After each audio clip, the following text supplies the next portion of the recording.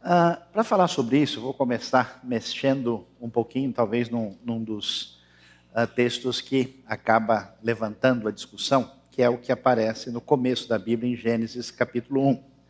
Afinal de contas, talvez a discussão começa pela questão da criação, e eu gostaria de começar mencionando bastante aquilo que a gente observa na própria Escritura, que Deus é fonte de toda verdade. Nesse sentido, aquilo que se conhece sobre Deus e o que se conhece sobre a criação de Deus, de alguma forma corresponde a isso que vamos chamar de verdade. E nós temos, portanto, a realidade de que Deus comunica sobre o universo e sobre si mesmo por meio de tudo que existe, por meio daquilo que na Bíblia a gente vai reconhecer como criação, muito celebrado, especialmente nos Salmos. As nossas conclusões sobre isso estão aí em paralelo com aquilo que a palavra escrita, a revelação, aquilo que a Bíblia chama da lei do Senhor, que é perfeita, fala sobre Deus e nos traz também verdade. E, portanto, a questão para a gente é como é que a gente conversa aí, põe em conexão, em interação, esses dois discursos a respeito daquilo que a gente vai encontrar aí. A Bíblia vai dizer não só que a palavra de Deus é verdade, mas dizer que em Cristo Jesus, Colossenses capítulo 2 vai dizer, nele estão, capítulo 3, né, nele estão escondidos os tesouros da sabedoria e do conhecimento. Então, a Bíblia vai dizer algo muito interessante, que no princípio Deus, em hebraico é chamado de Elohim, criou Bará. Bará é um verbo que só Deus pode ser sujeito, não existe, né? A gente diz que ele é o Boré, o Criador. Não há outro sujeito desse verbo na Escritura Sagrada. Ele cria os céus e a terra é descrita sem forma e vazia. Trevas cobriam a face do abismo, e o Espírito de Deus se movia sobre a face das águas, o início da narrativa da criação. É interessante que a gente vai ver com atenção como essa história da narrativa da criação é mais complexa do que a gente pode imaginar. Enquanto o texto bíblico diz isso, que Deus é o Criador, podemos dizer, de tudo que existe. O final de Gênesis 1, começo do capítulo 2, diz que Deus terminou a obra com todo o seu exército, cada coisa no seu lugar, né? Tudo devidamente ordenado. E a ideia fundamental, e é isso que a gente precisa entender, a ideia fundamental que aparece na Bíblia é uma ideia, por exemplo, que não vai concordar com o conceito de que a matéria e as coisas sempre existiram, como se a matéria fosse eterna. Ela sugere explicitamente, uma frase interessante, sugerir explicitamente, né? Uma ideia de um começo de uma vez só. Um começo que se define por uma ação que é um impulso criativo do Senhor do Universo.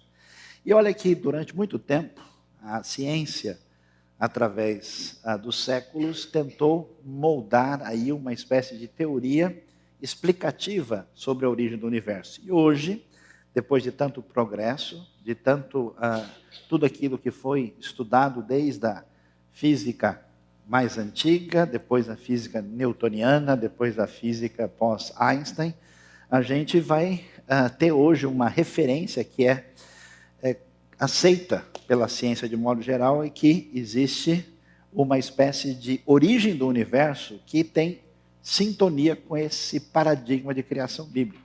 A teoria mais aceita é chamada do Big Bang, né, que o universo é resultado de uma grande explosão, que a sugestão dos estudiosos que foi algo em torno de 12 a 15 bilhões de anos atrás, e a partir desse início, né, o universo começa a sua expansão, dando origem a tudo aquilo que nós temos ideia hoje.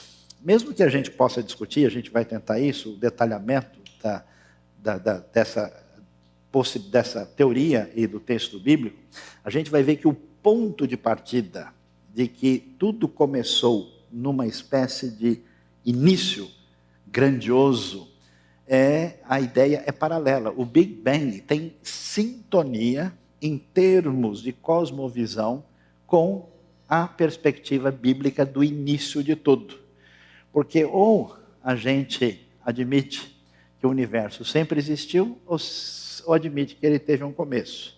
Se ele teve um começo, a pergunta, ele tem vários começos, ou começo paulatino? Não, ele tem um começo numa grande momento. E isso bate exatamente com essa ideia semelhante ao que a Bíblia diz quando ela afirma e disse Deus.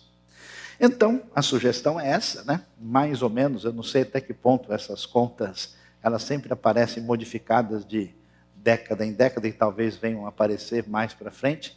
Se sugere aí mais ou menos 15 bilhões de anos para termos aí o que é chamado de universo em expansão.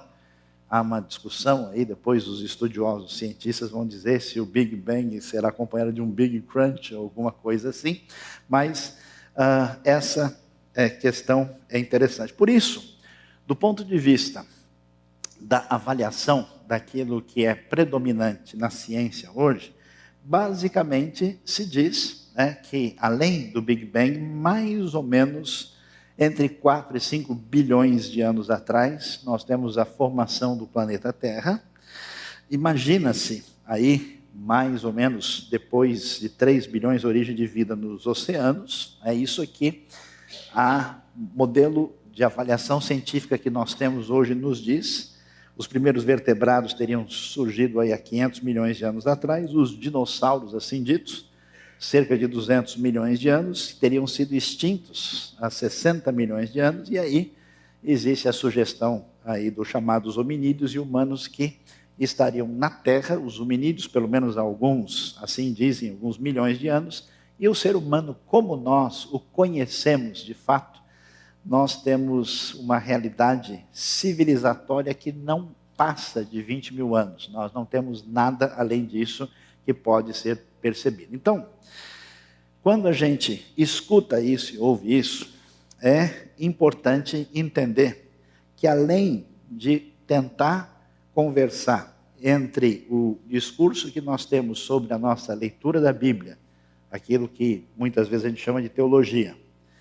e o discurso de interpretação da realidade, que é a ciência, tem um outro assunto interessante que não aparece à primeira vista, que é a questão da filosofia. Filosofia, como a sua definição mais básica, o estudo das causas últimas de todas as coisas à luz da razão. E a gente talvez não tenha ideia que quando a gente tem o transcurso histórico, uma proposta, às vezes científica, uma proposta até mesmo dita teológica, às vezes você tem uma espécie de filosofia por trás daquele pensamento. Explicando melhor. Por exemplo, no século XIX, no pensamento europeu, houve um deslocamento. Na Idade Média, as pessoas estavam preocupadas em achar a essência das coisas, a buscar a verdade, a partir de um paradigma aristotélico, que se definiu com mais clareza no pensamento de Tomás de Aquino, no final da Idade Média, e quando termina esse momento, eles cansam de discutir metafísica e começam a discutir o conhecimento. Como é que as ideias que estão na nossa cabeça são confiáveis, se elas realmente interpretam a realidade ou não. A razão tem condição de entender o mundo? Então, a preocupação agora com o conhecimento e a validade dele toma conta do pensamento depois do século XVI. Aí, quando o pessoal já cansou, igual o Renato cansou no louvor, eles mudam o foco e dizem, não, olha, a questão mais importante é o transcurso da história. É como as coisas ocorrem no eixo do tempo. E aí eles começam a dizer o seguinte, não, o tempo tem um transcurso lógico que caminha numa sequência que tem sentido através de uma movimentação dialética. E a coisa sempre está indo de bem a melhor. Nós estamos num fluxo evolutivo. Nós estamos indo para uma dimensão superior. Por isso que tem uma bandeira, não sei se já viram em algum lugar, escrita Ordem e Progresso. Vocês já viram isso em algum lugar? Né? Essa ideia dominou o mundo e isso é uma ideologia que está na cabeça da maior parte das pessoas. Você vai numa cidade lá pequena e fala, lá não é tão evoluído ainda. Né? A ideia é de que a evolução é um processo, uma espécie de PA ou PG de razão, não sei como é que é mesmo, a N é igual a 1 vezes que N menos 1, é isso mesmo? Depois a gente faz uma oração forte. Essa proposta, ela, então, na verdade, não está verificada, é um ponto de partida.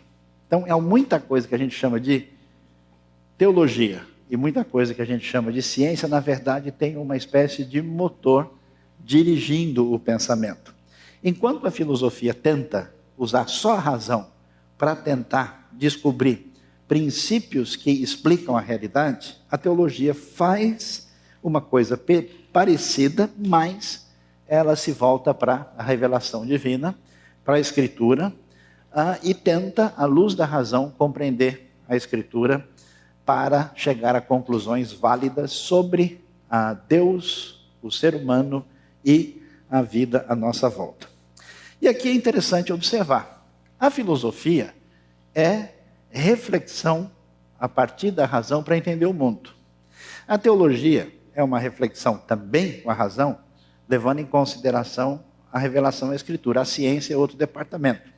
A coisa pode ser longa porque nós temos ciências muito variadas, né? Desde a ciência na área da literatura, a ciência na área do direito, a ciência na microbiologia, a ciência como matemática, mas de modo geral, a ciência trabalha com essa ideia que a gente pode conferir aí, em que você pode, de fato, objetivamente, especialmente na ciência no seu nível experimental, né, se dá para enxergar lá bem, observação, hipótese, experimento, até chegar à conclusão de que nós temos uma lei.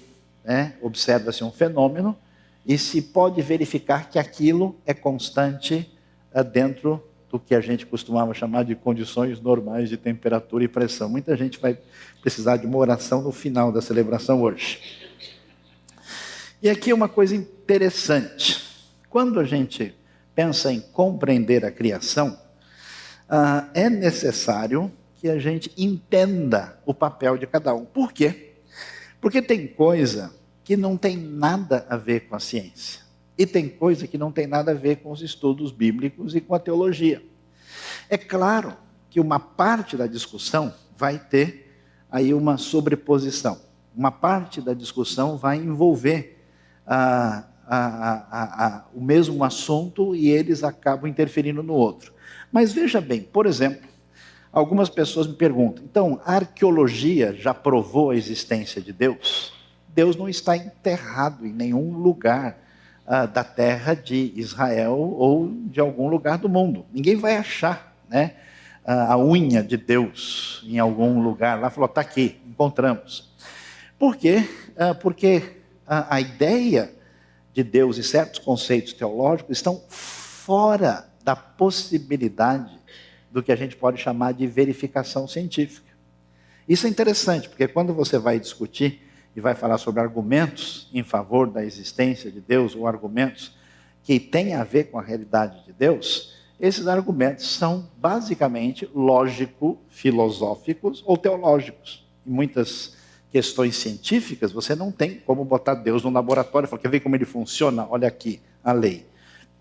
Não é passível desse tipo de análise. E a mesma coisa acontece quando a gente pensa naquilo que a gente pode entender pela teologia e pela, por exemplo, filosofia, e que não tem sentido você incluir a ciência, assim como coisas que a ciência faz, não tem condições de nós entrarmos com elementos, vamos dizer, de natureza teológica. Às vezes você tem uma descoberta arqueológica, você tem um experimento biológico, e isso pode provar alguma coisa até certo ponto. Mas, de modo geral, a ciência faz um experimento que prova algo dentro de um determinado ambiente, numa verdade, digamos, limitada. As verdades experimentais da ciência não trazem explicações completas a respeito da realidade do sentido da vida. Então, o cientista tem um papel, o filósofo tem outro papel, e o estudioso da Bíblia e o teólogo tem outro papel. Quando a gente não entende isso, dá uma confusão danada. As pessoas começam, né, a colocar certas responsabilidades nas costas do outro, e a gente acaba tendo uma confusão muito grande nessa tentativa de compreender. Então vamos lá para ver se a gente consegue entender razoavelmente a questão. Então você tem, conforme a própria Escritura e a boa filosofia, de certa forma, muitas indicações gerais a partir de muito que a ciência tem descoberto, né? Por exemplo, a ciência tem percebido que existe uma teleologia na criação. É uma coisa de louco. Eu estava vendo a história de um pássaro que nasce na Califórnia e depois ele vai para o Havaí e retorna, e se ele perde a viagem, a sua espécie desaparece. Ele nunca foi para o Havaí antes, mas ele não erra o caminho. Ele voa 3.000 quilômetros. Como é que isso funciona? Esses aspectos assim fascinantes da criação, tão celebrados, por exemplo, no Salmo 104, são interessantes e apontam para certas referências que têm sintonia com a linguagem bíblica e até filosófica a respeito de Deus. Então, o que acontece? Como nós temos a criação à nossa disposição, e através dos sentidos e da razão a gente pode avaliar, a gente faz o que? Uma leitura da criação. Essa leitura pode ser de ordem filosófica, ou essa leitura pode ser científica. E essa leitura sempre vai ser o quê? Uma leitura. Só Deus tem o discurso perfeito e completo a respeito de qualquer coisa. Tudo que você falar foi você que falou. Amém, irmãos? Quem foi abençoado, né? Toda nossa compreensão, ainda que a gente possa validar e entender, ela tem os seus limites. Todo mundo, por exemplo, sempre entendeu que a física, do jeito que Newton elaborou, ela era, vamos dizer, a última bolacha do pacote. Depois vem alguém e diz, espera aí, não, esse modelo faz sentido, mas aqui, se a gente amplia os horizontes, esse modelo já não serve para uma outra referência, porque nós temos outros fatores que não estavam incluídos na análise, na avaliação. Quando nós temos as Escrituras, de novo, as Escrituras nos revelam Deus. Elas nos revelam a sua vontade, a sua palavra. Só que nós temos o quê? A gente lendo a Escritura. E quem é que lê a Escritura? Sou eu e você. Então, toda leitura nossa da Escritura está aberta para discussão. Uma coisa que eu brinco, eu falo isso dos judeus, né? E falo isso dos batistas, onde tem 2 judeus ou 2 batistas reunidos, há pelo menos 7 opiniões diferentes. Então, a gente abre porque a conversa é livre. Uma coisa interessante, como o pensamento bíblico é um pensamento de liberdade, porque ele coloca a realidade da verdade na Escritura. Então, ele chama quem? O intérprete. Toda pessoa que diz, não, fulano vai interpretar para mim, ele é uma espécie de preguiçoso de Cristo, né, que se afasta da sua responsabilidade, ele não entendeu ainda que se Deus quisesse nos dar uma referência de alguém que dissesse a verdade para o que a gente deve fazer ou pensar, ele não teria dado um livro, teria dado um comandante na sua vida. E ele nos deu a Escritura, por isso que o pensamento judaico e protestante é tão prolífico na produção de ciência, da produção de reflexão e de uma série de coisas que mudaram a história da civilização. É uma efervescência positiva que nos permite caminhar na direção de um aperfeiçoamento, de uma amplitude da nossa realidade. Então, o que acontece? Entre a criação e a Escritura, não tem problema. Você nunca vê, né, a terra, os bugios, os elefantes, as borboletas, os camarões brigando com a Bíblia ou tendo qualquer conflito. O problema são o quê? As leituras. Quando a gente pega e faz a nossa teologia, ou a nossa hermenêutica, e ela conversa com um tipo de ciência de uma certa época, um tipo de filosofia de uma certa época, aí a gente tem o que é chamado de conflito entre Bíblia e ciência. O interessante é que aquilo que se tinha entendido sobre a Bíblia foi muitas vezes realinhado, repensado e melhor compreendido, e o que se entendia de ciência, o pessoal também virou a parte e falou, peraí, não é bem assim. E, portanto, a nossa responsabilidade de estudo permanece para a gente pensar sobre o assunto. Olha que coisa interessante. Você conhece bem o que a Bíblia diz. No princípio, Deus criou os céus e a terra. Essa frase, eu não vou entrar em detalhes aqui, eu tenho a impressão que ela é uma frase que aparece como um título geral sobre todo o texto da criação. E a próxima frase começa dando início ao que vem na sequência. É como se ela dissesse assim, bom, acontece que a terra era sem forma e vazia, e o Espírito de Deus, na sua ação criativa, estava pairando ali sobre a superfície, a face do abismo, e aí disse Deus, e pela palavra divina começa o processo de criação.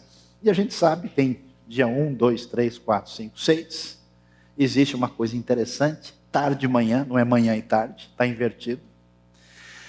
E existe o último momento, que é coroamento da criação, que é o Shabat, que é o sábado, que é o sétimo dia, onde Deus cessa a sua ação criativa. Deus descansou e falou, nossa, não aguentava mais. A ideia não é essa, que Deus não aguentava mais um dia, precisava pedir folga, Então, ele então cessa a atividade criativa e nós temos a maneira como o texto apresenta.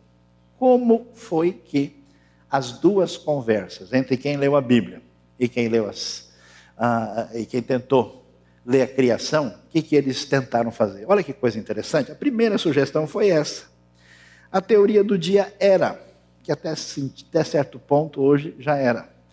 Mas ela diz basicamente o seguinte, como a sugestão da geologia nos dá um período de tempo muito longo, e a ideia de um mundo de 6.000 anos, com dias de 24 horas na criação, parece ter muita dificuldade de se encaixar com essa geologia mais longa, o pessoal parece ter achado a solução. Eles disseram o seguinte, olha, Gênesis 1 traz os fatos na ordem certa, só que o período de tempo é muito maior, equivale a uma era de milhares, ou quem sabe até milhões de anos. E aí eles tentam até utilizar o versículo 2 Pedro 3,8, que para o Senhor um dia é como 1.000 anos, então cada dia significa milhares ou quem sabe milhões de anos, e aí a coisa estaria resolvida desse ponto de vista.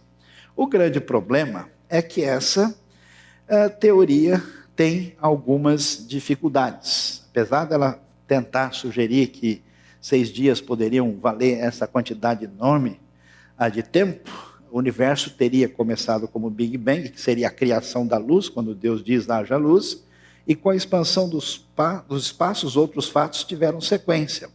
E qual que é a dificuldade? A dificuldade você lembra bem da criação? Não lembrou? Então vamos conversar de novo. No terceiro dia surgem as plantas. No quarto dia surge o sol. Imagine as plantas esperando 1 milhão de anos para o sol aparecer. Seria interessante, só tinha musgo na terra quando o sol chegou, Então, a tentativa de fazer essas conexões tem uma certa dificuldade, porque a luz surge no primeiro dia, que luz é essa? E a luz surge no quarto dia, vindo do sol, da lua e das estrelas. Que luz é essa primeira? Como é que funciona? Essa sugestão tem várias dificuldades. Aí o pessoal continuou estudando e lendo o assunto, assim como vocês devem fazer depois de terminar a nossa reflexão hoje. E eles tiveram uma sugestão interessante, chamado dias de revelação. A Bíblia fala dia 1, 2, 3, 4, mas que dias são esses? Não é dias da criação, dias em que Moisés assistiu o trailer da criação. Foi dia 1, Moisés foi convidado ao grande cinema celestial, e são 6 dias reais. mas não se refere à criação, mas o arquivo recebido, né, descompactado e instalado no HD mosaico. Ele recebe, e foram 6 dias sucessivos de visões dadas por Deus a Moisés, por isso está contado. Não se refere à criação, mas se refere à maneira como o registro a respeito da criação foi recebido. Olha, a ideia é criativa, né? O homem continua criando. A outra ideia parecida, para tentar lidar com isso, foram chamados dias de proclamação. É até uma ideia interessante essa, porque a Bíblia insiste muito no fato de que Deus criou tudo mediante a sua palavra. Deus não pode ser dominado pelo ser humano, Deus não é alguém que pode ser restrito a uma imagem, Deus só pode ser acessado mediante o seu nome. E tudo que ele faz é mediante a sua palavra. Hebreus vai confirmar isso. Então, quando se diz 6 dias, são 6 dias da palavra divina. Disse Deus. Agora, quando Deus falou, começou a acontecer. Quanto tempo demorou para acabar? Aí é outro departamento. Disse Deus, haja luz. Pronto. A luz começou a funcionar e até a eletropaulo celestial, aí, sideral, fazer todas as conexões, ligações, a coisa caminhou. E a discussão é que se está caminhando até hoje. Os 6 dias seriam, aí, referem-se a dias de proclamação divina. Até uma coisa para a gente pensar, né? A criação acabou ou tem coisa sendo criada? Se não tem coisa sendo criada, as pessoas que existiram agora, foram criadas agora, como é que foram? A criação é estática ou prossegue, né? Então, interessante. As ordens divinas foram executadas em longos períodos de tempo. A outra ideia, talvez um pouco mais estranha e esquisita, e talvez você nunca ouviu falar, é que é uma questão geográfica. Sim, houve 6 dias de criação, mas foi local. A coisa aconteceu ali. Só o Éden foi criado em 6 dias. Deus fez um trabalho localizado. Algumas espécies teriam sido criadas antes do Éden. Fora do Éden havia morte, dentro do Éden não. E Gênesis 2 vai falar de uma época anterior ao cultivo do solo pelo homem. Uma ideia que tenta fazer o seguinte, olha, o registro daquilo que a gente vê no que é chamado o discurso da ciência está lá fora. O registro do que fala de como Deus fez está aqui dentro. Então a gente faz uma distinção e coloca em 2 departamentos, o que não sei se seria uma ideia tão interessante. Uma outra sugestão bastante atraente e que teve muita gente interessada nela nos últimos anos foi chamada teoria do intervalo. O que a teoria do intervalo diz? Diz o seguinte: ela chama a atenção que a Terra era sem forma e vazia, e que havia trevas sobre a face do abismo, e que o texto bíblico não diz explicitamente que Deus criou a água parece que já está lá. O Espírito de Deus pairava sobre a face das águas, não se menciona, só mais adiante que fala da separação das águas. Então, por causa disso, o pessoal fez a seguinte sugestão: na verdade, Deus criou tudo, no começo, no princípio, Deus criou os céus e a terra, criação completa. Mas, em vez de a terra ser sem forma e vazia, eles fizeram uma releitura do texto original hebraico e disseram: a terra, porém, tornou-se ou ficou sem forma e vazia. E se ela tornou-se ou ficou sem forma e vazia, a ideia é que ela ficou caótica. Tentam associar isso a alguns mitos da Babilônia antiga. E aí eles dizem, nesse período aconteceu a queda de Satanás, nesse período aconteceu um monte de coisas, que foi um período longo, que permite a gente ter essa longevidade geológica disponível nos registros pesquisados, e que quando Gênesis 1, 2 vai falar de como é a criação em 6 dias, na verdade, em vez de ser a criação, é uma recriação. É um reordenamento de uma criação original que foi bagunçada pela entrada do mal no universo. Aí eles dizem que, nesse período, a Terra teriam existido lá atrás os chamados dinossauros, apesar de que, às vezes, quando a gente vê alguns andando na rua por aí, né? Os diversos organismos fósseis encontrados, animais perecem, Deus faz essa recriação e a queda de Satanás se encaixa aí. Isso é uma tentativa de fazer com que o discurso da leitura literal do texto converse de uma maneira com o que é chamado o discurso da geologia predominante no nosso contexto hoje, né? Há uma dificuldade. A teoria é muito interessante, é muito atraente, só que ela não aparece em nenhum outro lugar da Bíblia. Êxodo vai falar: em 6 dias o Senhor Deus fez os céus e a terra.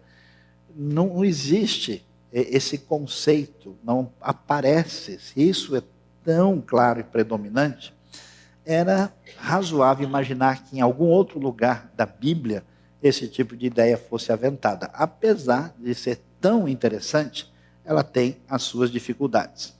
A outra ideia, ela acaba dizendo: olha, de fato a gente precisa dar o braço a torcer.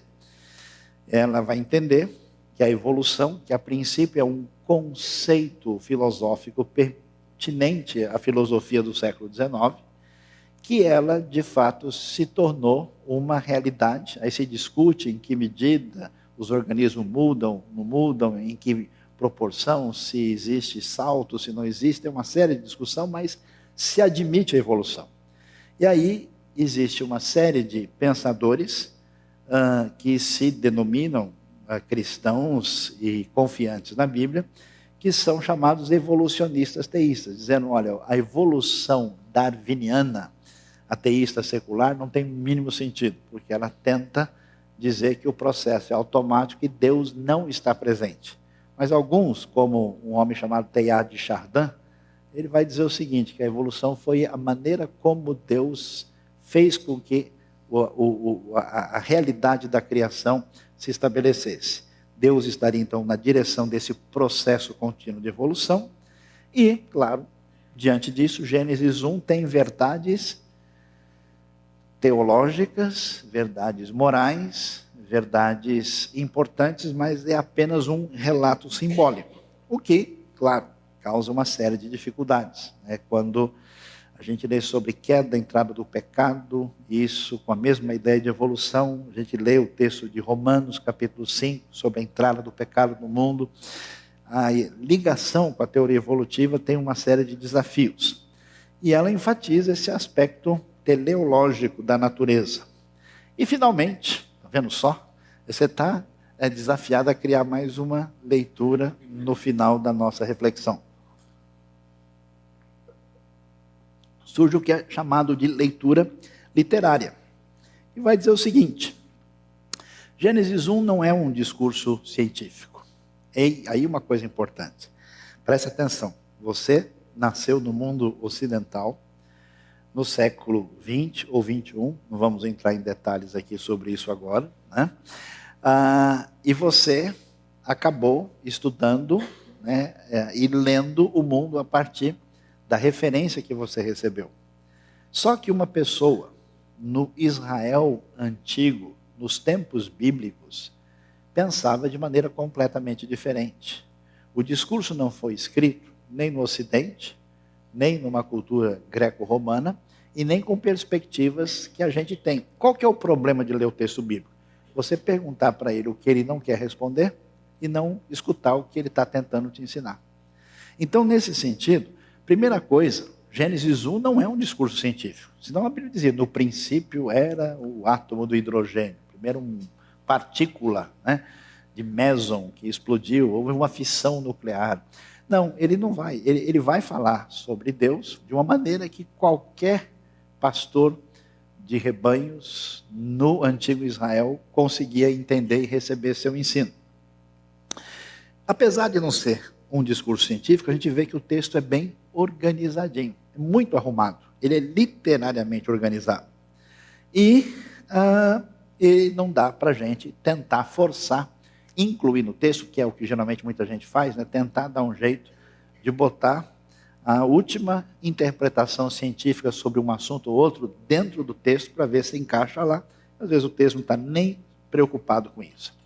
E a nossa sugestão é que a possibilidade mais razoável, aí cada um depois pode pensar, discutir, fazer grupos, ler livros sobre o assunto, é que a hipótese literária talvez tenha muita coisa a nos dizer. Por quê? Porque Gênesis aparece, né, nessa narrativa, fazendo uma afirmação teológica sobre Deus e sobre o Deus Criador, e diz que a terra é sem forma e vazia. Se ela é sem forma e vazia, o que precisa ser feito?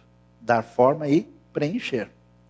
Por isso, a organização dessas frases criativas, disse Deus, assim por diante, vão se definir de uma maneira, com alguns ajustes aí em relação à nossa expectativa, talvez de uma similaridade perfeita, entre a terra sem forma que precisa receber forma e a terra vazia que precisa ser preenchida. Portanto, o que nós vamos ter? Deixa eu ver se eu... Isso, vou mostrar primeiro, depois eu volto lá. Nós temos uma coisa interessante. No início do primeiro dia, a ênfase é luz separando de trevas. A luz surge. Interessante que no quarto dia aparece o quê? Sol, lua e estrelas. Ou seja, no primeiro dia, você tem luz. No quarto dia, você tem o preenchimento. A forma aparece no primeiro, e no paralelo do primeiro quarto, você tem o preenchimento. Ou seja, a narrativa, ela é literariamente organizada, e atenção, ela não tem interesse de dar detalhes que nós temos como questionamento do cientificismo dos nossos dias, com a nossa visão matemática, e por isso que a pessoa vai estranhar, porque que Deus fala primeiro sobre a tarde, depois a manhã. Se for para seguir uma ordem conforme a nossa lógica, não seria assim.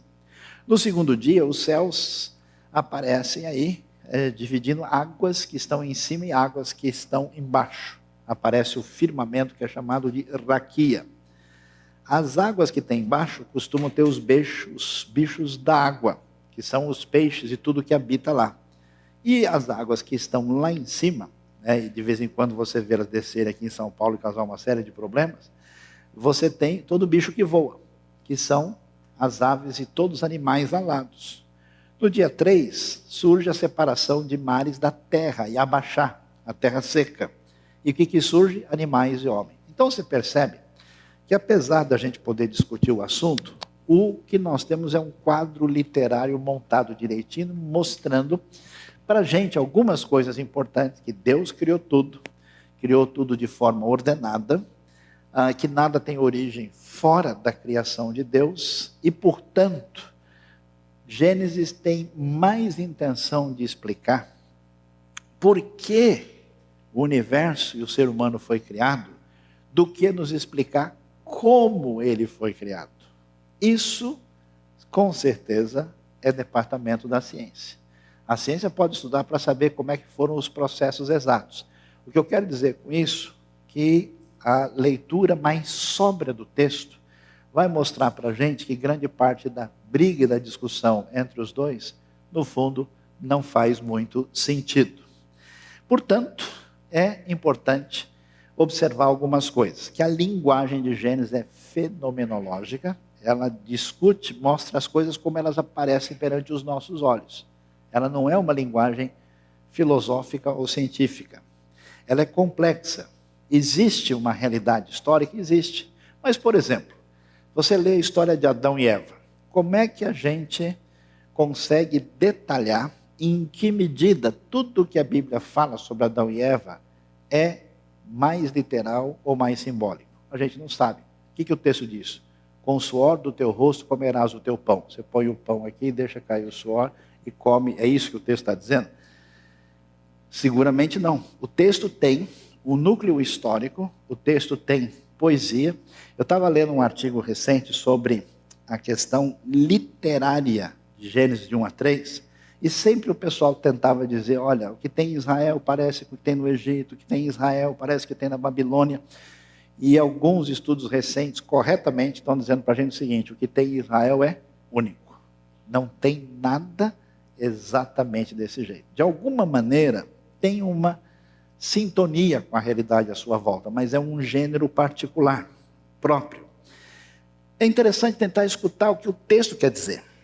A leitura contextual. Por que é que o texto está sendo escrito? Para dizer para o mundo antigo que os deuses pagãos são falsos. Que os muitos deuses não são verdade. Versículo 14 vai dizer que Shamash, o deus Sol da Babilônia, que o sol e a lua que eram adorados são chamados de luminares. Como quem diz assim, aquilo que você chama de Deus não passa de uma luz muito grande ou um pouco menor. Existe um desencantamento, uma espécie de demitologização do paganismo, porque esse é o objetivo do texto. Não responde a questões que não são o seu foco. Então a pergunta para a gente, quando é que foi criado, pastor Saião, o universo? Não tenho a mínima ideia. Quando é que exatamente surgiu a Terra? Também não sei. Eu acho que Gênesis 1 não quer responder isso. Mostra por que Deus criou, e não como ele fez no detalhe, porque não é o objetivo. Você está fazendo a pergunta errada para o texto errado. E o texto, portanto, não deve ser lido literalmente. Portanto, os dias não podem ter 24 horas, na nossa opinião, até porque o sol surge no quarto dia. Quantas horas tem os dias anteriores, se o sol não apareceu ainda? Se a gente quiser ser ultra literal. Os 6 dias são um dia só em Gênesis 2:4, quando o texto diz literalmente, no dia em que foram criados. Se a gente for excessivamente literal no 1, em 2:4 fala que foi num dia também. A tarde começa antes da manhã, que tem foco literário e também de ordem cultica. Em Gênesis, a cronologia tem papel secundário. Aparecem 2 criações do homem, aparecem repetições, aparecem inversões, porque o propósito de Gênesis é principalmente didático e não cronológico, como a gente imagina. A pessoa começa a ler, Eu me lembro que eu estava tentando falar de Jesus para uma pessoa, ela ficou muito chateada, falou, você me deu o evangelho aqui, está escrito segundo Mateus, eu quero o primeiro. Por quê? Por que segundo? Eu falei, não, deixa eu explicar, segundo é de acordo, é porque eu já li um, agora eu estou lendo um outro, é tudo parecido. Eu falei, então, uma coisa importante para a gente não esquecer, quando conta uma história, é recontá-la e realinhá-la no nosso pensamento. Então, na Bíblia, você vai encontrar, por exemplo, várias narrativas parecidas, não porque houve um erro, mas porque é importante relembrar. Você tem um livro chamado Êxodo, você tem um outro chamado Deuteronômio. Não põe o nome de ninguém com esse livro, hein? Deuteronômio chama-se, na nossa tradição, segundo a lei. Por que repetir tudo de novo? Porque isso tem um valor muito especial, porque faz sentido na comunidade dos que adoram a Deus. Então nós temos a separação. Interessante que a criação é sempre mostrada como separação. Olha lá, separou luz das trevas, primeiro dia, separou água de águas, foi o segundo dia. Aí, depois, você tem o terceiro dia, com as águas que aparecem lá. Deus vê que ficou bom. Olha porque a gente não pode ser literal. Olha o que diz o verso 12. A terra fez o quê? Brotar a vegetação. Quem criou a vegetação? Foi a terra. Não. A descrição é fenomenológica. Por que o texto diz isso? Porque o cara olha no deserto, na terra de Israel, não tem nada. Começou a chover e vê que a terra fez brotar um monte de coisa. Mas a terra não cria sozinha, porque Deus é criador. Haja luminares no firmamento para separar o dia da noite. São separados, foi o quarto dia. Encham as águas de seres vivos e voem. E aí se define o quinto dia. E, finalmente, olha que coisa, olha lá, presta atenção, confira comigo no replay. Produza a terra seres vivos. Vai ser literal? Então a terra é que cria os bichos. Lógico que a linguagem não é ontológica, no sentido de definir que a terra é produtora de animais, de acordo com as suas espécies, rebanhos domésticos, animais selvagens e demais seres vivos da terra. E, finalmente, a Bíblia vai mostrar o coroamento da criação, colocando aí o homem como imagem e semelhança de Deus, e vai dizer que tudo que Deus fez ficou muito bom, foi o sexto dia, e a transformação do tempo natural em tempo de lembrança do Deus que age na história como Criador e Redentor, estabelece o ciclo de 7, que é o famoso Shabat, que entra como sábado e que entra o conceito na tradição cristã depois, e no sétimo dia Deus havia concluído a obra que realizara. Fecha a criação com o foco no ser humano, que é ser ligado ao mundo que está à sua volta, que tem a responsabilidade de ser corregente com Deus e dominar a criação, e ele é feito à imagem e semelhança de Deus, por isso ele tem dignidade diferenciada e ele tem uma responsabilidade perante a criação. O que a gente conclui da nossa reflexão? A Bíblia, olha que coisa interessante, não tenta provar a existência de Deus. Ela não parte do pressuposto que é necessário fazer isso. O pressuposto bíblico, no fundo, todo mundo sabe que ele existe. A pessoa tem que lutar contra esse conceito porque, de alguma maneira, ele está na própria realidade do ser humano. Deus existe como um Deus único. No Novo Testamento, ele vai ser descrito como um Deus que, de alguma forma, é triuno. Esse Elohim, que não tem princípio nem fim. Deus não precisava criar o mundo, sofria de solidão celestial, não tem o que fazer, precisa achar alguém para conversar. Ele o fez por sua soberana vontade, por sua decisão. Deus cria tudo por meio da sua palavra.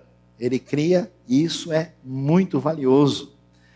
Esse Deus que cria tudo, a Bíblia vai mostrar que tudo foi criado por Deus, e é interessante isso, nada teve origem independente. Isso estabelece uma relação de unidade da criação. Quando a gente imagina, como acontece no mundo politeísta, que cada coisa tem uma origem diferente, a vida é uma loucura. A ideia de uma realidade integral sob um mesmo Deus, Deus que domina o tempo e o espaço, é muito valiosa e nada foi criado pelo mal. Porque eu me lembro, né, quando eu estudei uns contos folclóricos aí da nossa tradição popular, alguns diziam, esse bicho foi criado por Deus, esse aqui foi criado pelo capeta.